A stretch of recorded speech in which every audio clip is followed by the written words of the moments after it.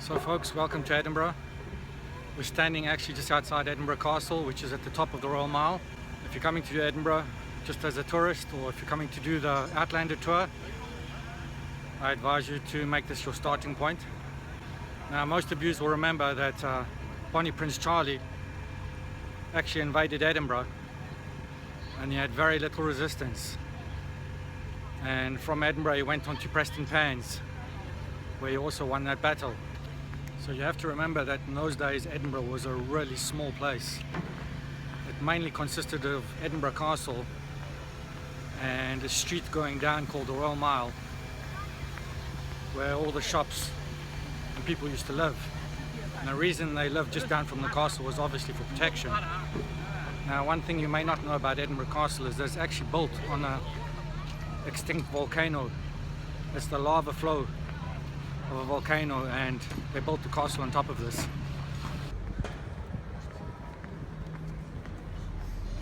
So we're going to make our way down to the old toll booth where Edinburgh officially ended back in the 1700s. Now the old toll booth doesn't actually exist anymore, but there's just a mark in the ground. It's called the Heart of Midlothian. And it's a custom here in Edinburgh that when you walk over this Heart of Midlothian that you spit into the centre of it. So as you make your way down the Royal Mile, the first stop will be just outside St Giles Cathedral. I'll show you the Heart of Midlothian and also one of the buildings used in the scenes of the Voyager.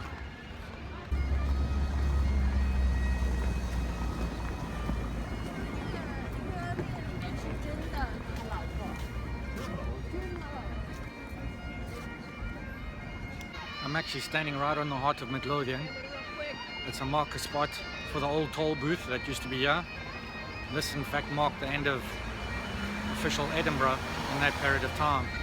Behind me at the top of the hill you can see Edinburgh Castle. Now I'm going to turn the camera around and show you down the road, which will point to the Queen's Palace, and that marks the end of the Royal Mile.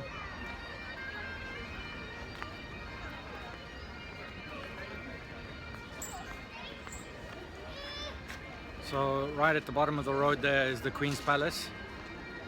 It's about a 20 to 30 minute walk from the castle down to the Queen's Palace. And if you're coming to Edinburgh, then the Royal Mile is a visit you must do. Now, one of the first buildings we come across as we head down the Royal Mile is in fact this building, Lothian Chambers. Now this building doubles as the National Book Archive that Claire goes into to do some research on Jamie.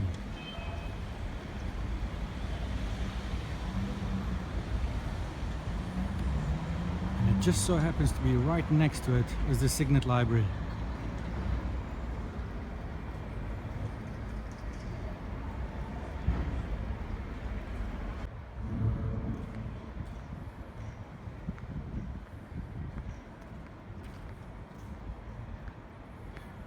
Now, afternoon tea, which consists of a amuse-bouche, I don't think I'm saying that right, but will start you from £32. So you can actually come inside this building and have lunch or an afternoon tea. Now it's actually inside this building that they did a shoot for a ball. Now I suspect that this ball comes up in a later episode. Now I think it's to do with the governor's ball in Jamaica, but don't quote me on that, I'm not sure.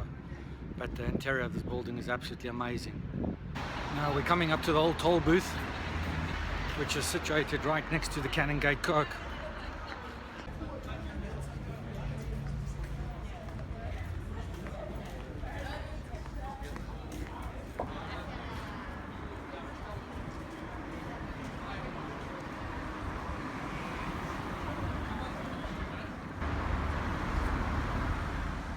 Now in fact we know that Jamie lives quite near Canongate Church. In fact he just lives opposite it at Madame Legrand's brothel.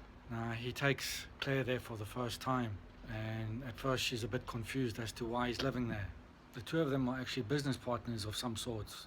Now because Jamie's involved in smuggling, he does some business for her and she allows him to stay there whenever he's coming back from his smuggling trips. Now just opposite this church is the close that houses Jamie's print shop and also doubles as a location for the brothel house.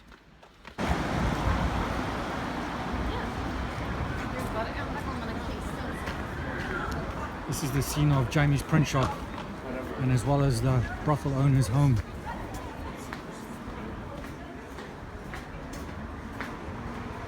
In fact, these little courtyards were famous for their brothels, and Edinburgh prostitutes were famous all over the UK. In fact, a book was written in 1775 which gives you a list of all the ladies of the night that used to operate here in the Edinburgh closes. It used to state what they were good at and how much they charged. This book was called Ranger's Impartial List of Ladies.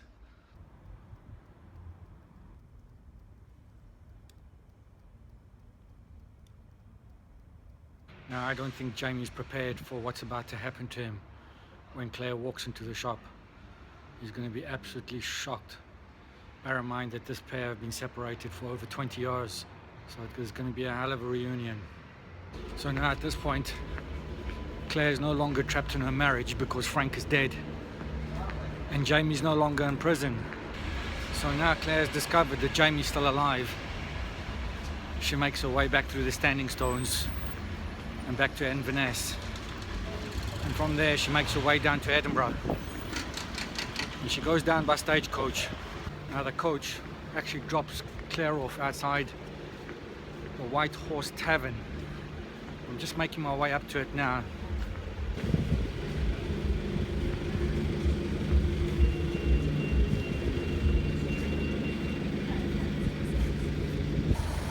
Now this pub was actually established in 1742. And I can actually see from the exterior that it's closed down for renovations. So it is at this point that Claire asks for directions and she's pointed to Carfax Close. Now of course we know that Carfax Close doesn't actually exist, but I'm going to take you to the close where the actual print shop scene was shot.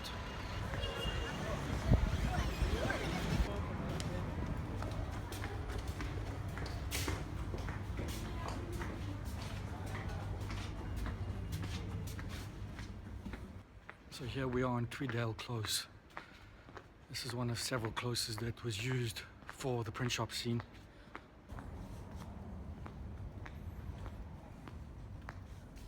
So of course poor Jamie has no clue what's waiting for him. Now that was a very quick tour of the Royal Mile and the print shop scene. Now obviously if you're coming here to Edinburgh on a holiday, your first port of call has to be the Royal Mile. Endless shopping. There's lots of tours that start from here, especially the ghost tours. And during the height of the festival, there's a lot of shows in the street as well.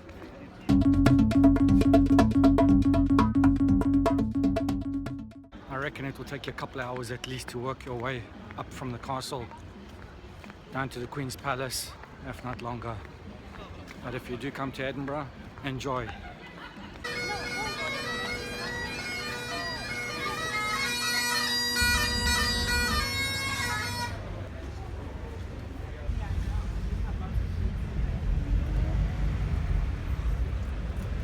Now, an interesting plot that might be kept out of this series altogether is when Frank orders a headstone for Jamie's grave.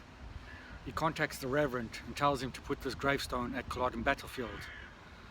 Now his whole reasoning behind this is if his daughter Brianna goes to ever visit Culloden Battlefield in the future to see the grave of Black Jack Randall, she's able to see Jamie's grave as well. And his thinking is that this might spur Claire on to telling Brianna who her real father is. Now we already know from previous episodes that she's already done this. Now this is confusing in the book, and I suspect that they're going to leave this out in the actual TV series as well.